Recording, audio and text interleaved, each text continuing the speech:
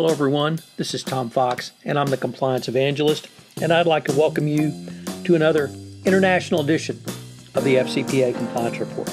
Today, the Prague episode. The international edition of the FCPA Compliance Report is sponsored by Advanced Compliance Solutions, and through my consulting company, I'm proud to announce a new initiative, the Compliance Alliance, which is a 3-step program to provide you and your team a background into compliance so you can consider how your products and services fits the needs of a compliance officer.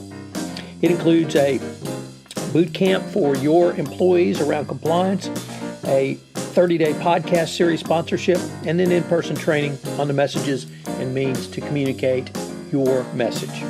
Interested parties should contact me, Tom Fox, the Compliance Evangelist, at tfox@tfoxlaw.com.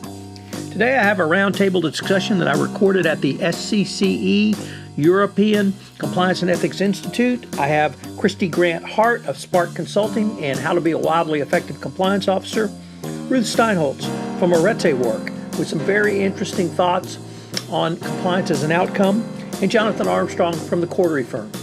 This episode is a roundtable discussion and comes in a little bit longer than usual, just over 50 minutes.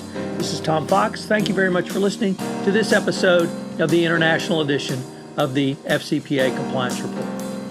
Hello everyone, this is Tom Fox and welcome to an international edition of the FCPA Compliance Report.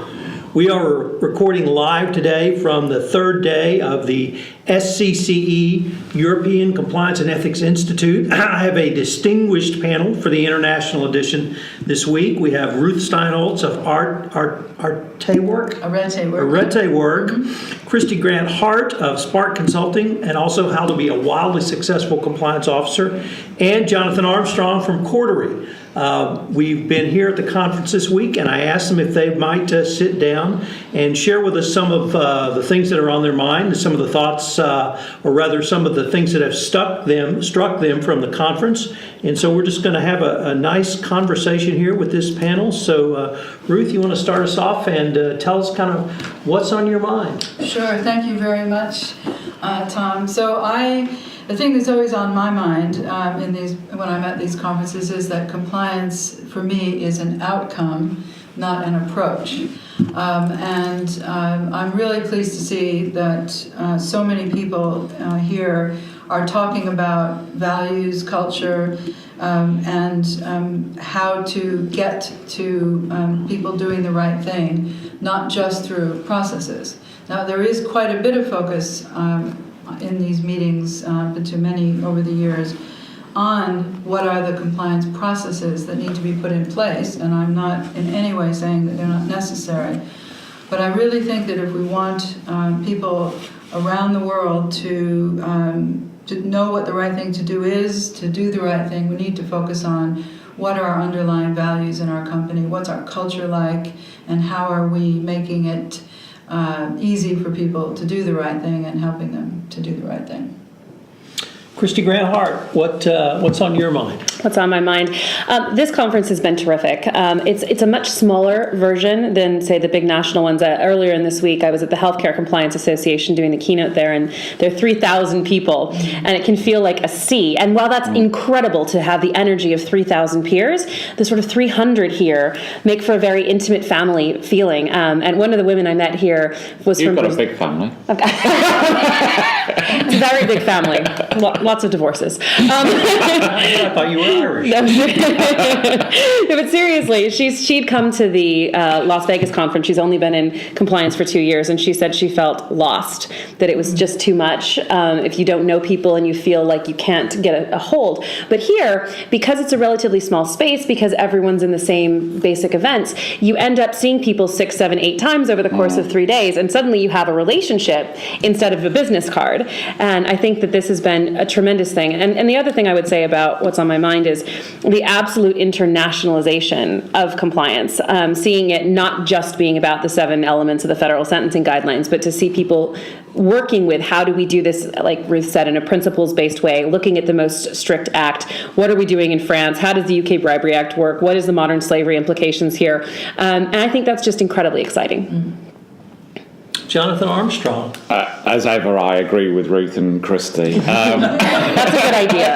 Yeah, exactly. Still a well-trained husband. That's one of the things I've learned by going to these events. A couple of things I think strike me, and I think picking up your theme really, I think I've been conscious of the fact for a while, and this has really accentuated it, that over-complexity in compliance is a disease. And I think, for example, let's take FCPA policies. There is a real willingness of those who don't really know this topic to have an FCPA policy that tries to educate employees in Bangladesh about what a foreign public official is. So we spend 4 pages of the policy teaching them what a foreign public official is. Now, how does the Bangladeshi guy read that? He reads the fact that it's an instruction to bribe anyone who isn't a foreign public official. Because why otherwise would a US corporation go to such lengths to tell me who one is? So it doesn't become neutral, whereas actually what the corporation meant to say is, you shall not bribe. And it doesn't matter, it matters around the edges, but not that much, whether it's a public official or not.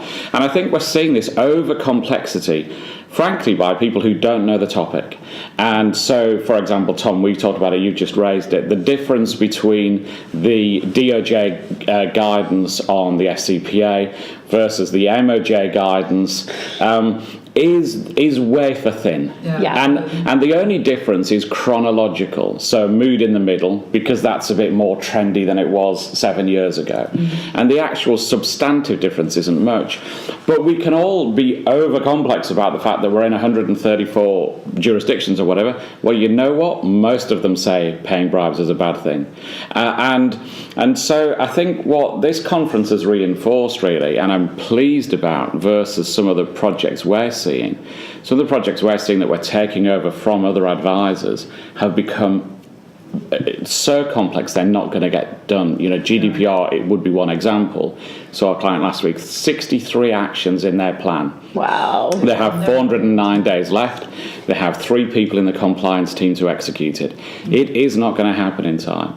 And one of the heartening things I think I've seen from this conference is more focus on the practicality. We're not going to do everything. Let's do a proper risk assessment. Let's work out where the tigers are in the cupboard and deal with it. And I think that reinforces the points you've made as well. I think that, as I say, over-complexity, I think, is a disease, and I'm glad to see that it's less prevalent here than it is in other forums. When I was in-house counsel, I was general counsel for a multinational petrochemical company. And as general counsel, I didn't even read all of the policies. So how could I expect somebody... I've never heard anyone admit that. Well done. Several years ago. But I think the point is that it's so much easier when you're trying to get some basic concepts across to use values and talk to people about the context. Why is this important also? I think that was mentioned this morning, that if people understand why you're asking them to do something, they're far more likely to do it. And I think that we, as you say, why do we need to explain the difference between the UK Bribery Act and the FCPA on bribery? That just don't pay a bribe. Now, I think that if compliance people and people working in ethics and compliance took some of Kristy's advice about having a strategy, for example, and prioritizing, then we wouldn't have this happening so much. And I think you made some really good points in your keynote yesterday about that. So we have, actually, without disclosing any specific numbers, we have about 125 years of legal experience and talent at this table. Wow, okay. Although the majority might be on this side of the table. You can't see which side we're on. Nevertheless, now that is not all compliance. We have not all been in compliance for that length of time. Nevertheless, that amount of compliance seniority also is quite high for this particular group. So what are some of the things that really this conference brought home to you guys, or as we would say in Texas, you all, on where the state of compliance is in 2017? I really hope that it's going the way that Jonathan just described. I tend to think it's probably not. I think it is at this conference. I don't think it is in the world Generally. at large. I think over complexity is a curse, and I think it's there in the world. Yeah, and I think that I agree with you. My company's mantra is pragmatic, pro-business, proportionate. Like, that's the kind of advice we want to give. And it's such a difference from, I think, the way that a lot of practitioners approach it, which is you'll never understand it. I'm far too advanced for you to ever understand it, so I'm going to use huge words that don't mean anything, and nitpick sign footnote 6 line 8, and you're just like, guys, seriously, we don't need to do that. Or in Las Vegas, the broadcat Ricardo did this great thing on training, and he said their jobs, the employees' jobs, is not to be risk managers. You tell them what they need to do, and they'll do it. Don't try to educate them about what you do. And it was such a mind shift for me. I went, wow, you're right. Their job isn't to understand the risk. My job is to tell them what to do about it and trust that they will, or follow up to find out that they did. So I don't know. I think that is a beautiful thing. Particularly, I think it's more in Europe that they understand that, because the laws and the languages are different. So you immediately have this problem that you've got all these different jurisdictions, all these different regulators. How do we synchronize this thing in a multinational? And I think there's more of an immediate goal of, okay, what's the common ground? How do we make this applicable everywhere? And I'd never thought about that before, but I think that's probably where it comes from. Yeah, I think that's interesting. I think from my point of view, I think the one thing that I've been really conscious of recently is how, big corporations almost do nothing. By which I mean that almost everything is outsourced. The definition of what's core business to a corporation, I think, has decreased even over the last 5 years. Yes. So if you say to any multinational corporation, tell me who holds your HR records, they'll give you the name of a vendor, not an individual. Somebody in India. If you say who sorts out your travel, 5 years ago it might have been, we have a travel desk and Doris is the manager, and now it's like, that's outsourced to X, Y, and Z vendor. And why does that matter? Because they care less about your compliance than you do. And actually, what you've outsourced is compliance. And your reputation. And your reputation and all of that thing. And GDPR, you've outsourced, 4% of your turnover to people like that if they're handling your personal data. And the difficulty is, because each of those incremental services, because it's non-core business, it doesn't matter that much, so let's just sign a deal, let's get rid of it. The person who knew about that, in my example, the Doris, isn't there to supervise, because her role disappeared as part of the outsourcing. So now you're left with the manila version of Doris who you don't control.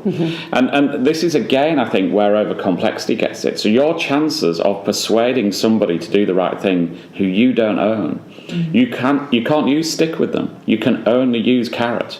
And so you've got to be much better at expressing what your values are really quickly. And I think it's interesting that we've seen a trend from regulators looking particularly at that and looking at temporary workers within an organisation. You've also seen things like Romanian gangs, other gangs are available. Use temp workers. Let's not try and hack into the business, because that actually takes a little bit of effort, not a great deal with most. It takes some effort. But if it's a financial services institution, we know that they're going to need a couple of temp workers over the summer to cover for holidays. So isn't it easy just to bring 4 of the gang over from Romania on EasyJet, get them a job in the bank for a week, to cover somebody's desk, and then we can spend the whole week uploading data rather than use that. We can use the week productively, if you like, and get paid £5 an hour. It's excellent. Exactly. Yeah. And so, just as big corporations are following this outsourcing model, well, the gangs that are trying to attack us are following an insourcing model, and But so you're thinking to third-party risk, and how do you manage that? Well, third and fourth and fifth, and I think this is the thing that we've concentrated a lot on third-party risk, and let's take, for example, helplines, something I'm quite familiar with. So we look at who our helpline provider is, and we ask them to translate stuff into 26 languages when they get a call. They'll take a call in 26 languages. Who is the person who speaks Portuguese? Well, actually, with a lot of helpline providers, that is on an hourly rate to a home worker. So that person is getting, let's say, $15 for translating that call. The information about that whistleblowing complaint, look at the Rolls-Royce case, that could be a $2 billion call we're giving to somebody for $15. We can do all the due diligence we like against the helpline provider, but are we looking at where those calls are routing? I know we're not, because I've done it with one vendor, and I was told that I was the first person that had ever asked. And isn't that shameful that we don't know even something as simple as a call? Where is that call being answered, and who is translating it when they ask to speak in their home language? When the value of that call is so huge. Sorry, hobby horse. Hobby horse disclosure. So Ruth, you write and think and talk a lot about ethics, but also values. What do you seeing around kind of the concept of values and being able to inculcate those in corporations, and are the corporations receptive to the message you and others are talking about? I think they're increasingly receptive to that message. In all of the companies that I've worked with, really since Borealis, values have been the basis of the work that I've been doing.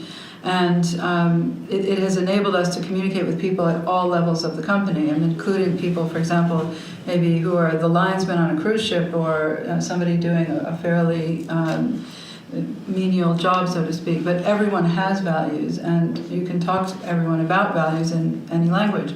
But I think one of the things that's kind of new and which is important is that regulators have recognized that culture and values are important, but there's a disconnect because most people, like myself, come from the legal profession, but unlike myself, most of them haven't retrained themselves in how do you measure culture and what is, because you need to understand your culture and whether you have the right values. Are the values that you have on the poster on the wall actually in your company? Are they permeating the company? What do your employees think your culture is?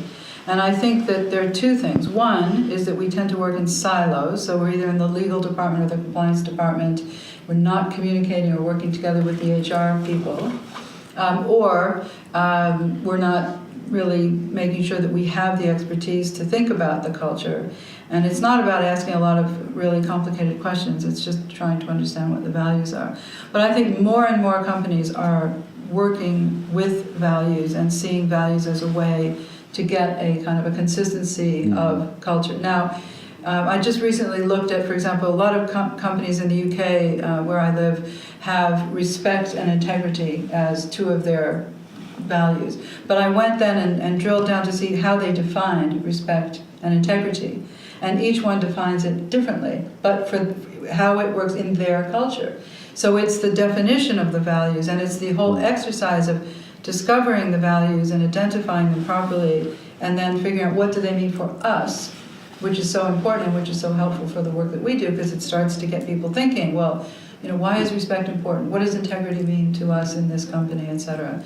And I think it's the involvement of all these people in your organization, whether because they're ethics ambassadors or just normal employees whose feedback you get, that starts to make this conversation happen in companies. And it goes to then this point that Paul Fiorello was making about engagement. Really the most important thing is employee engagement. So we don't want to disengage them with too much compliance, because not only will that hurt ethical behavior, but it'll hurt our company results. But we want to get them involved, actively engaged, where they're going to be using their discretionary activity, but also they're going to care when someone's trying to screw up their company, and they're going to speak up. Any thoughts on that? I concur. Well, I'll concur, but let me ask, is that a message that you think resonates with the clients that you have at Spark Consulting? I think that values-driven and culture-driven conversations are the most important ones. And if you're just looking at the policy or the procedure, then you're getting it wrong. One of the most interesting things I've seen now, because I was a chief compliance officer and now working with multiple companies, is that there's such a difference in the actual commitment. Like if you're putting in a due diligence procedure, which I've done at a couple of different places, some of them they're like, oh, we can't ask them. The manager managers aren't going to ask anyone they don't have to do it. And you're like, guys, this is never going to work. This is never going to work. Like, you need to have a procedure that has teeth, or it's not going to work. It can be beautiful on paper. And it's one of those things where what the commitment really is starts to show very quickly. And I think that the actual commitment level of people to values, to culture, to ethics, to compliance, I'm a bit more on the team compliance than Ruth is, because, my company's called compliance consulting, right? But I think that that there is a very strong understanding that culture and values are so critical. At the HCCA, someone brought up a CFO survey where they said that 91% of CFOs said that culture is the most important thing. And truly, I just thought, well, who are the 9% that just don't get it? This is the only thing ultimately that matters, because compliance by itself doesn't work. Can I just say one thing to that? So we are slightly on different parts of the spectrum, so to speak. I think we both agree that both sides are important. But the way I would tackle that issue about due diligence is to make sure people understand, why do we have a due diligence policy? How will it help your business? And make sure that the due diligence procedure is incorporated into whatever other business process that they have. And I'm sure you would do the same. Yeah. And so that way, it becomes just part of how we do things around here about engaging third parties, and it's not seen as an extra thing, but also they understand that it's a positive thing for their bottom line. So you've got John, to look... I would just introduce or preface the question to you with, you typically are dealing with lawyers. Yeah. Work for a law firm or partner in a law firm, and you're typically engaged by lawyers, and you're dealing with legal issues. So do these types of concepts resonate, not with the work you do, but with the clients you have and that message? Yeah, I think that's right. I think that's one of the shifts that we've seen maybe since we've started, that I think we're not exclusively engaged by lawyers anymore. We are engaged by compliance professionals, sometimes by chief information security officers. I think that's rising, particularly in areas like GDPR. And I think that I agree with things like the holistic elements of due diligence. For example, let's look at, I can think of one, probably best not to name it, but I can think of a US case involving a clothing chain where there's huge kickbacks. So how do you make the margin in low value fashion for huge kickbacks? Right. By employing slaves. So sometimes we look in silos at the modern slavery team doesn't talk to the bribery team. And actually then it's also relating to business continuity as well, because if they're held in really bad conditions, then there might be so we've got to look holistically at who do we want to deal with, and then everything else follows in terms of due diligence, etc.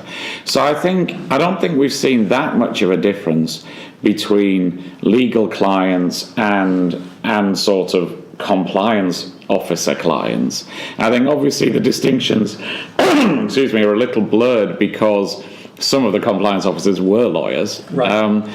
But I think that we're seeing this almost move towards compliance being an independent profession, and I'd say that's been accentuated in the 3-4 years I've been involved in SCCE. It was almost like what is your day job type conversations 3 or 4 years ago, my perception is, and now it's I do compliance and my background was. And I think that's been marked, the sort of compliance rising as a profession, and obviously that's down in part to this conference and Roy and Adam and Lisa and Courtney, and I'm sure I've missed many others who are putting this type of event together and saying actually there's more that unifies you than divides you.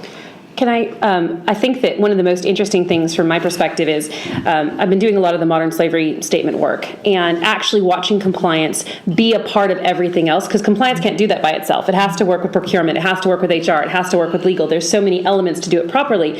And I think that from my perspective, in good compliance programs, they are so much more integrated with the business than previously I experienced, where it's like, I'm compliance, I sit over there in the room, and nobody ever comes to see me, and I'm sad, right? But now it's like, with some of this particular, like GDPR or the modern slavery stuff, you have to get out into the business, or you can't even get the information to figure out what to do next. And I think that's a really positive trend, that we are becoming part of the business team, and that's where we absolutely need to be. Yes, yeah. So So I'll take it to the extreme as I see it, which is at the other end of the extreme is I think it should be part of the business. I don't believe in large separate compliance departments, although I think they're doing a lot of good work. But personally, I think the risk and the responsibility should stay in the same place, and that people working in ethics and compliance should be facilitators, should be doing some of the more complicated work where you absolutely have to be an expert in it. But I like to see that you involve your business people and that it's their responsibility, so it's integrated as much as possible into your people's daily work, which is why I prefer to use ethics ambassadors, who are employees in the company doing other jobs, who do a bit of this. So they're trainers, they're people that will help you in numerous ways. But I just think that it's being a lawyer, I think the danger for compliance departments is the same that it was for in-house legal departments 20 years ago or 10 years ago, which is you get too big, they outsource you. So I think it's important that we make this an integral part of the business and we keep our ethics and compliance departments relatively small and keep the responsibility where the risk is. So let me pick up on something you said, and it has, of course, broader implications for all of us, but you talked about the regulator's role in this. So typically, Kristy or Jonathan might look to a UK regulator or US regulators around the Bribery Act or the FCPA, but you're looking at values and ethics. How are you, first of all, how is that message resonating with regulators? And then two, I know you're working on a project to help educate them. Could you tell us about that? Yeah, so the first part of your question, I'm looking at the guidance for the Bribery Act just as well as they are, and obviously I do believe that you have to have the kind of requirements that are considered quote unquote compliance, part of a compliance program. But the regulators, I think, are increasingly open to this conversation, which is that companies who really seriously work on having an ethical culture or ethical business practices, where this project that you alluded to we're talking about, those companies should be treated differently by regulators. In the sense of, for example, food or water regulation and energy and things like this, companies that are really trying to do the right thing should be inspected less, have a more cooperative, without things getting too close so that you have conflict of interest. But we should all be working toward the same goal, which is that companies are regulated ethically, so the regulators themselves need to be fair, and the companies that are really working on their culture and making sure that they have all the compliance bells and whistles that they need to. If something goes wrong, you treat them a bit differently. You try to work with them to understand why it went wrong, and how do you fix it. Companies that either don't care or are actively doing bad things, well, they need to be accountable. But the reason for this is that deterrence has been proven not to work. So punishment and deterrence as a way of getting people to do the right thing has been academically proven not to work. There's a book called Law and Corporate Behavior if I can make a little thing, by Professor Chris Hodges from Oxford, where he goes through all of the evidence about deterrence and he says it doesn't work. So what do we need to do? We need to make sure people it's more positive, it's more the carrot than the stick. And if a regulator's time is freed up from not having to go and inspect a company that's actually working really hard to do the right thing, they can concentrate on the real wrongdoers also. So there's a benefit for the regulators. But this concept of ethical business regulation is really taking off. There are a lot of UK regulators. Scotland has actually printed it and discussed it in some of their official publications. And certainly other regulators around the world are beginning to listen very carefully to this whole idea. But the cynical lawyer in me asks you an obvious question. Yeah, fine. So how do you distinguish between those companies that are good at dressing the window? I'm really glad that you asked that question, because actually that's one of the things that we're looking at now is, so the important thing is, and I'm sure you all agree with this, that this should not become a tick-the-box exercise. So otherwise you just end up back in the same place you started with compliance. We all know that tick-the-box compliance. So there can never just be one way that a company would be able to show that they are behaving ethically. There's a whole panoply of ways in which companies can show that they're behaving ethically, including having adequate procedures to prevent bribery, including complying with all of the U.S. Sort of sentencing guidelines, guidance, etc., but also in being able to talk to the regulators about what is our culture with some evidence of what that culture is. But Sorry. Yes. So things like Enron, for example, I, obviously back in the day made quite a study of Enron. This was a business, and you'll be more familiar with it than I am, Tom, probably. I'm from Houston. I own Enron. My favorite topic. You own the stock? I did. But like eBay, for example, had golf balls from the Enron employee golf day or whatever, Right. and they said integrity matters all over them. So- you could provide an eBay store full of evidence. That's right, and that's why why compliance to me isn't the be all and end all of everything. Because if Okay. you had gone in and done a cultural values assessment of Enron at the time, Barrett Value Center has a really good tool for this, you would have seen the real culture. You would not have seen the posters on the wall and the code of conduct, and you would have seen the true culture. You would have seen a lot of dysfunction in that culture, people feeling they're under a lot of pressure, etc. And that would have given you a lot of evidence that you could use as a regulator to say, wait a minute, there's something rotten here. And does that take less effort or more effort than a Less. traditional regulatory investigation? Well, finding out what the culture really is doesn't actually take a lot of effort. If, for example, using this tool, in some ways it's harder because this whole approach in some ways is harder because it actually requires people to think and to look at things and not just say, okay, they got a code of conduct, tick, they've got a due diligence procedure, tick. It requires them to talk to people, to look at things like cultural values assessments, to have anecdotal evidence, and to look at the quality of the leadership, because at the end of the day, the culture is really the result of the leaders' values and maybe previous leaders' values, depending on how long the current leaders have been in place. So it does, in some ways, require a more engaged discussion. But the idea in ethical business practice or ethical business regulation is the company needs to come forward with this, with a suite of indicators, evidence of all kinds to the regulator and be able to say. Now, I once heard, I forget who, a former regulator, I think at the time, say, I can look at all these things, but I really want to look the CEO in the eyes and say, is this person really committed to this, or is he just blowing smoke? And Or she. Or she, thank you. Yeah. So yes, in a way, and this is why a lot of people are afraid of this, because they know it's subjective, but there are some objective measures that you can have of culture. But also, frankly, at the end of the day, it's far more meaningful than, do I have a code of conduct, or as you say, golf balls with integrity matters written. There were great golf balls. Do you have some, Tom? Do you have them in your office? Not anymore. I tried to buy the Crooked E. Andy Fastow, the disgraced former CFO, was going to speak to a group I belong to at the Houston Bar Association, and I led such a revolt about having him speak that they ended up canceling, and that was my one proud event around Enron. So I didn't want even, we were only going to give him a free lunch. I said, no, I don't want him to have anything from us. Yeah. But anyway, so let me tell you what had struck me the most about this conference, because it's a little bit different direction, but I'm sure you all would have some pretty good thoughts on it. It's the following, and I've got to preface it with going back to after the presidential election in the United States. I was stunned to get calls and emails from people who basically said, tell us we're going to have a profession after January 20th. Yeah. And I talked a lot of people off the ledge. That led Jonathan and I on another podcast we are engaged with to have a whole podcast series around why compliance would still exist under a Trump administration. Of course, it turns out it still exists. The Department of Justice and Securities and Exchange Commission have both said they're going to aggressively enforce U.S. laws.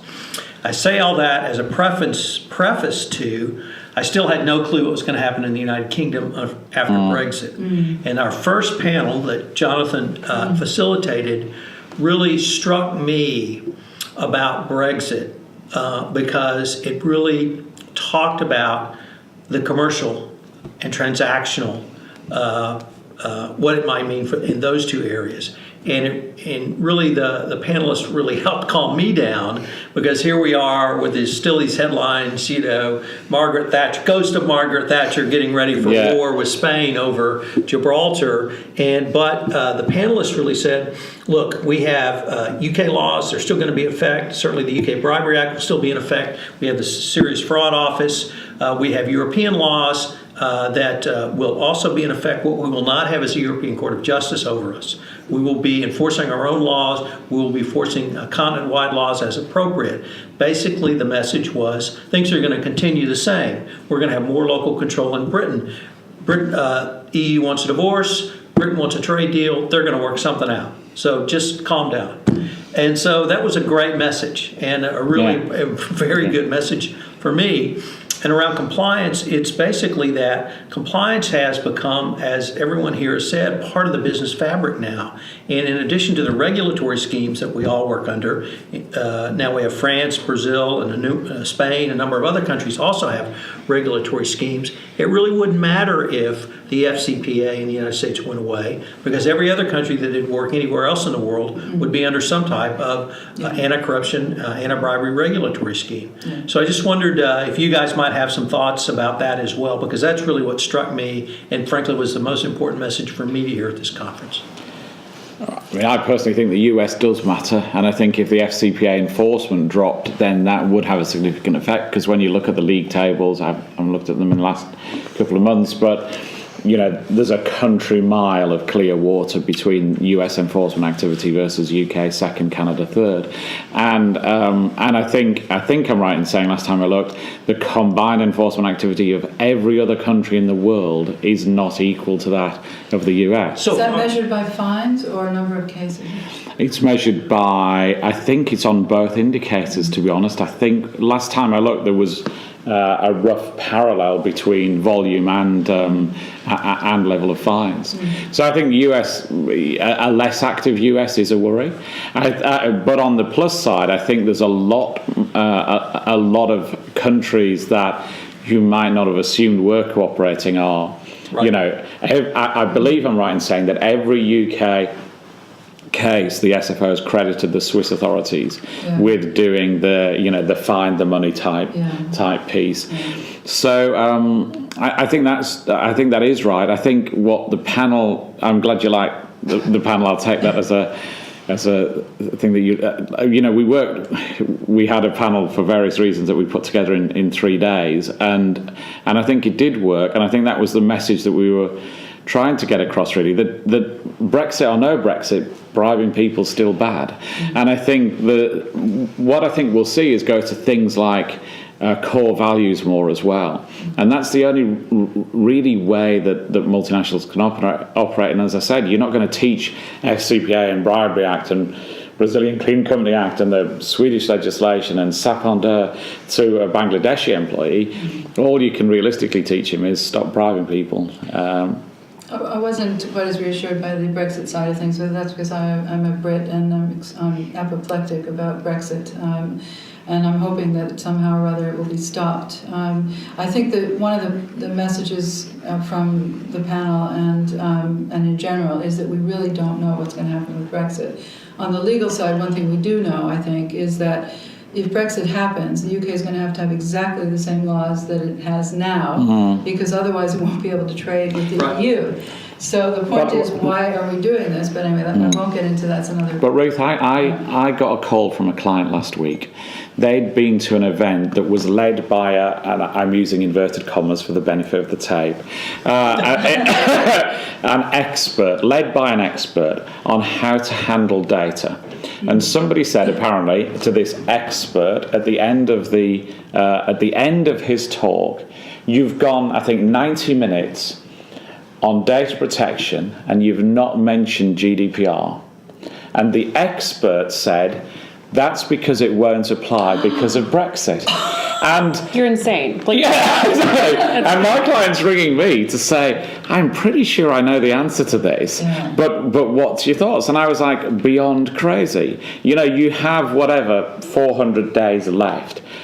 You're going to sort of stop doing what you're doing, and then eventually in, let's say, 100 days' time, you're going to think, oh, that was a pretty dumb idea. Meantime, you've lost 25% of your time to prepare. And the fact is, if they're handling any European data anyway, which, let's face it, what UK company doesn't have any European data? It's insane. Yeah, and even if they're not, then the whole thing is just lunacy. So I think what the panel was trying to say is, I agree with you, it's uncertain. I think, without disclosing secrets, I know that at least 75% of our panel are in the same camp as you politically, that we hope Brexit isn't going to happen. But I think we had to force ourselves, and hopefully you didn't read that in the panel, we had to force ourselves to get over that bit and say, we're now dealing with it. How are we going to deal with it? I think we have to do things in parallel. First of all, I agree with you. We have to act as if it's going to happen. And second, we have to not give up on the possibility that it isn't. Because if we give up on the possibility that it isn't, we won't continue to work toward it not happening. But I also totally agree with you. We can't just put our heads in the sand because it might happen. Well, it's the Connecticut Yankee in King Arthur's Court. About Brexit? Yeah. Or this general topic of compliance at Brexit and what your clients are telling you or asking you about what does all this mean going forward. Genuinely, I think that we should all behave as if it's not going to change anything, because I do think it will happen, although I did vote Remain. And I think that ship sailed and that we just need to get on with it. But I think from a commercial perspective, UK trades with the EU all the time. We have to follow those same trade rules and those same, the quality requirements and the data requirements and everything else to do the trade. So to me, it doesn't shift anything very dramatically, if at all. I would say it doesn't change how we approach any of this. And for multinationals, you're in the EU, you're in the UK, you're in the US. It's all one program. How are we going to manage it? So for me, I see less than zero response to it from how do we change things, because I'm still advising people on GDPR, I'm still advising on modern slavery, we're still doing the UK Bribery Act stuff. For me, it's a global world. My clients are, I think, all multinationals, and you can't do it by region. It's not possible. I mean, you can, but it's a bad idea. One program makes a lot more sense, and that's how I approach it. Yeah. So we've got about 10 minutes left, and I was wondering if you might, I know at least two of you all have publications coming out. So if maybe you could give us a little preview teaser of that. I'm not quite sure what you might have coming out, but I'm sure Cordery Compliance is coming up with something. Can I plug my holiday let? And even better. I would like very much to think about holidays for the last 10 days. Okay, so I had the great pleasure of doing the keynote at this conference on strategy. So I have a book coming out on May 9th called the Wildly Strategic Compliance Officer Workbook. And it is all about it's quizzes, it's exercises, it's templates about how to put strategy into your program. And it really came from so many of my clients going, all I do is fight fires. I never have any time to do anything else. And my experience with boards is if you just show up at the end of the year and you say, what did you do? Oh my gosh, well, I got through all the fires. Congratulations. We don't think you did anything. Yeah.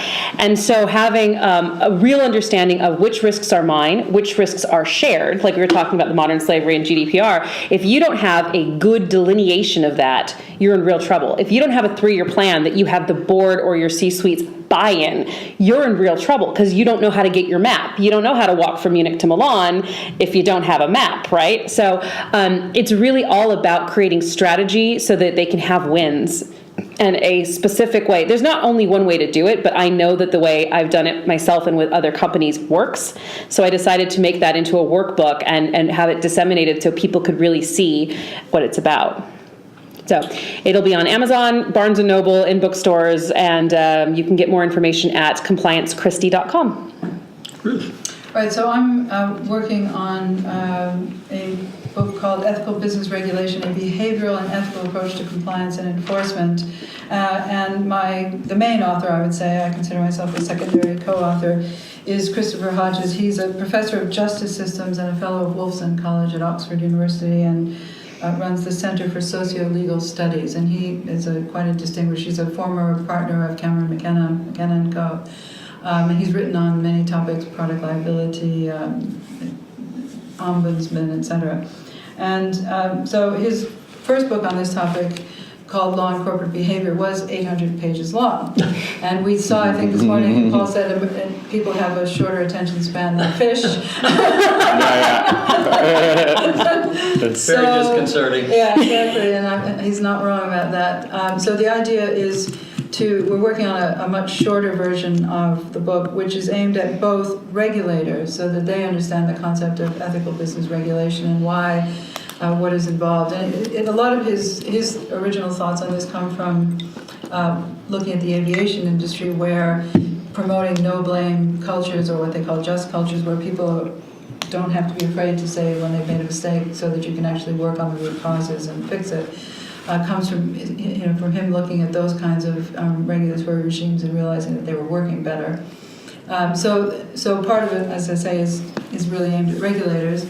And it's still scholarly in nature, but we're really trying to make it more readable, and so people like ourselves, or even CEOs or general counsel, et cetera, would have a look at it. And we do make an effort to talk about what we think ethical business practice might consist of in there as well. But again, this isn't about creating a standard or a checklist. It's really about getting the concepts across and helping both companies and regulators realize how this could help them. And just as a sideline, I'm also now doing a project with the UK government to pilot some of these concepts with a couple of regulators and some companies that are regulated by those regulators, and we're going to look at the culture of both of them and see how this might work. So maybe in a year's time there'll be some results from those pilots that we can talk about next, or less than a year. Your holiday. Visit Cornwall. I guess as you know, Tom, as a millennial myself. They can't see you. For the benefit of the tape, I look about 23. I wrote a book one time. I read a little bit of your Trump book, which I was very happy to. For me, one of the things we've been concentrating on is short bursts. So, Cordery has a lot of information publicly available, both in terms of white papers, client alerts, and podcast video. Videos, the films, I think we're most proud of. GDPR is 88 pages long. We've tried to explain it in just under 2 minutes. Have we gone through all 88 pages? No, we haven't. But have we given a flavour? Yes, we have.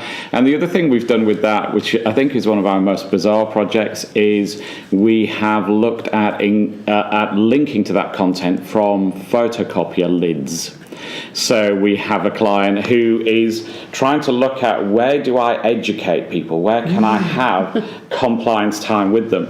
And one of the areas when you look through the business is people stand and wait for their photocopying. So let's use that time. Let's change the lid of the photocopier, try and get them interested in GDPR, try and get them into a 2-minute film, then try and get them into FAQs. So I guess a little bit like, I don't know, the Medellin cartel, where you try and get somebody hooked on something. And First one's free, baby. Well, so we've learned from diverse organisations on how to feed messages. You've evolved past Peruvian gangs, or devolved into the Medellin cartel. Yeah. I think the Medellin cartel were probably trying to teach compliance, and they just got diverted along the way. But it was more business process. That's right. They had their values, though. They knew exactly what they stood for. They did.